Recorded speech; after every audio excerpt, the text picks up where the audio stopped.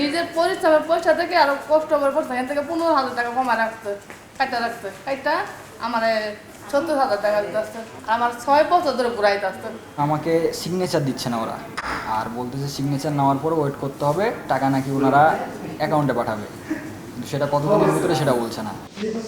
বিমার মেয়াদ পরিপূর্ণ হওয়ার পর নিজের জমানো টাকা তুলতে বছরের পর বছর ধরে যে ভোগান্তি পোহাতে হচ্ছে তাই জানালেন নারায়ণগঞ্জ ও চাঁপাইনবাবগঞ্জ থেকে ঢাকায় আসা 2 জন গ্রাহক।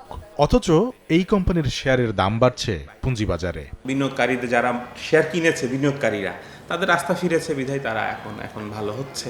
শুধু ফার ইস্ট না, দেশের প্রধান পুঁজিবাজার ঢাকা স্টক এক্সচেঞ্জ ডিএসসির তথ্য গেল জানুয়ারি থেকে 15 জুলাই পর্যন্ত পুঁজিবাজারে তালিকাভুক্ত 58টি বীমা কোম্পানির মধ্যে মার্কেন্টাইল, রিলায়েন্স, গ্রিন ডেল্টা সহ 47টি প্রতিষ্ঠানের শেয়ারের দাম বেড়েছে প্রায় 90% পর্যন্ত। অথচ চলতি বছরের প্রথম প্রান্তিকের তথ্য ঠিকমতো গ্রাহকের পাওনা পরিশোধ করতে পারেনি এসব কোম্পানি।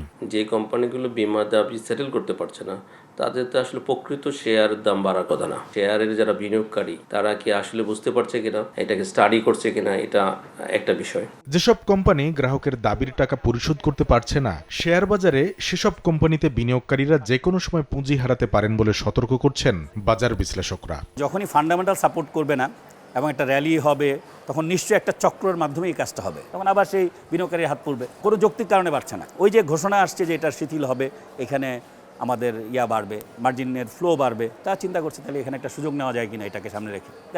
ব্যবসায় বেতাল, অথচ শেয়ার বাজারে দাম বাড়ছে, এসব কোম্পানির ব্যাপারে কঠোর ব্যবস্থা নেওয়ার কথা জানান বাংলাদেশ সিকিউরিটিজ এক্সচেঞ্জ কমিশন বিএসসির চেয়ারম্যান। লাইফ ইন্স্যুরেন্স বলেন বা কিছু বন্ধ কোম্পানিতে হচ্ছে, এখানে যে আপনার অনিয়মগুলো হচ্ছে, এটা নিয়ে অলরেডি ঢাকা স্টক এক্সচেঞ্জ যারা প্রাইমারি রেগুলেটর, আমি তাদের বলেছি যে এইসব ক্ষেত্রে ডিলিস্টিং কখন করা হবে, আপনাদের একটা নিয়ম, একটা পলিসি প্রণয়ন করতে হবে।